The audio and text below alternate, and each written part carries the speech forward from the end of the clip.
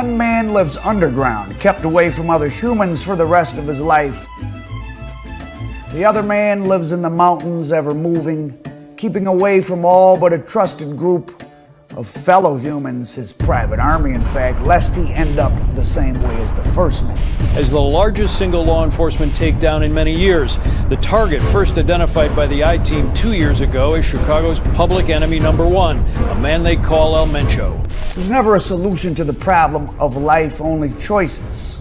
Let us compare, for example, the choices of one Nemesio Cervantes and Joaquin Guzman. You may know them by their nicknames El Mencho and El Chapo.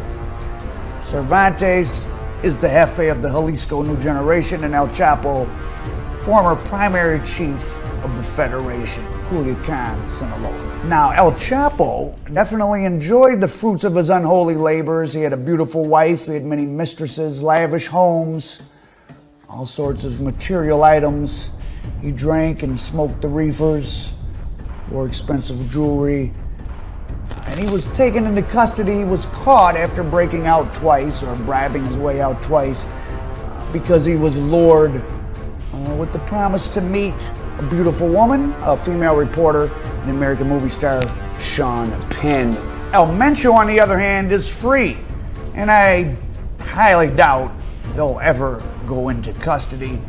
He doesn't supposedly drink or smoke cigarettes, has no mistresses. His only sort of hobby is rooster fighting. He seems almost fully occupied with the fanatical pursuit of power through MURDER, and the accumulation of money is just a mere detail of the power. A warning was sent from Notorious throughout Baja, instructing or telling residents to stay inside their homes to avoid getting caught in the crossfire as they staged violent unrest this weekend in Tijuana and several surrounding cities. Now, while Chapo was first among equals, so to speak, the Sinaloan group being a federation, like I said, independent groups around Mexico, some under is El Mayo Zambada, and then there was other smaller groups, many come and go. For example, I did a story on Edgar LaBarbie Villarreal. He was a group affiliated with Sinaloa, but he would procure his own stuff, send it over, and do his own thing. Now, El Mencho, on the other hand, is the undisputed and unchallenged emperor of the Jalisco New Generation, the CJNG, as the letters and their gear say. He doesn't make deals or really share power. He imposes his will and subjugates new territory with a level of barbarity matched only perhaps by Los Zetas, the CNG's assets is $50 billion, and they probably have $20 billion in cash. Now, unlike El Chapo, who made his personal presence felt by popping up in Culiacan restaurants from time to time, and of course popping out to be interviewed by Sean Penn, there's only a handful of semi-recent photographs of El Mencho. He's a proverbial ghost. In fact, El Mencho may be an actual ghost at this point. Some believe that he died of a heart attack, and it's definitely true that his health was poor. They built an entire hospital in rugged mountain area, the CJNG did, just for him. And we know that they did because the Mexican military eventually discovered. Carlos, buenas tardes al auditorio. Pues sí te comento que Tecomán, Colima, es el municipio más violento de México, seguido... Quote, I owe respect and loyalty only to El Mencho. The message to the citizens of Colima, Mexico stated. It was early 2022 in a series of narcomentas, propaganda messages to the public sent by the ruling CJNG Sicario in the state of Colima, which hugs the Pacific coast next to Jalisco, stated that El Mencho had died of cardiac arrest, and that the local criminals' allegiance, since their allegiance was to him personally, not so much the CJNG, they were now free agents, and they weren't going to be part of the CJNG anymore. Colima, like I said, hugs the Pacific coast. It's next to Jalisco and Michoacan, another important home to underworld activity in Mexico, and it has the port of Manzanillo. And those ports are very important because that's where the ingredients of what's making a lot of the money now in the streets, especially of America, the synthetic dope, fent, crystal. They have to get into precursors from Asia, China, India. And losing Colima would be disastrous for El Mencho.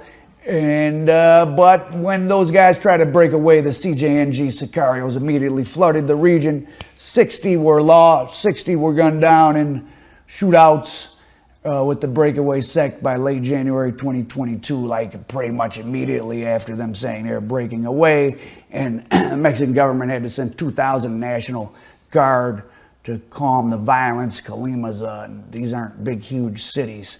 De acuerdo al estudio de seguridad, justicia y paz que presentó el Consejo Ciudadano. So the evidence for El Mencho's demise, well, these locals who tried to break away felt that the handwriting on the messages coming from El Mencho had changed, so they assumed it meant he was dead. But no further evidence of Mencho's death has appeared, and the violent response to their attempted breakaway points to him probably being alive. Not too long ago, a recording of him talking that sounded like him appeared, but of course we know there's deep fakes and etc. Hard to say. He'd be a very convenient boogeyman to have exist if you were someone else high up in the CJNG. Now let's go back to the rise of El Mencho. Very rapid, 10 years pretty much. It went from one of many small groups in Mexico to one of the, according to the US government, one of the 5 most powerful criminal groups in the world. They specialize, they were out in front with the crystal METEH, which is a very high profit thing. They also are selling a lot of everything in Europe, Australia, where there's a lot more markup. And CJNG had maintained a low profile, well, to the US, because we were so focused on Sinaloa, and as we were trying to get El Chapo. And like I said, they got estimated $50 billion in assets, $20 billion in cash. They have these good numbers on him because his daughter and wife have both been taken into custody, though his daughter already served her time and is out, and they were part of the money laundering. Not to say they told, but I mean lots of records were captured. Ruben Oseguera Gonzalez, the 28-year-old known as Menchito, finally extradited from Mexico, and tonight is being held without bond on trafficking and machine gun charges. And of course, during the global lockdown, I mean, especially here in LA, we talk about it, the METH and the fent really flooding, and that's CJNG's specialty, and they have control of those 2 ports. Their base in Jalisco gives them access to those 2 big ports, and Guadalajara is there.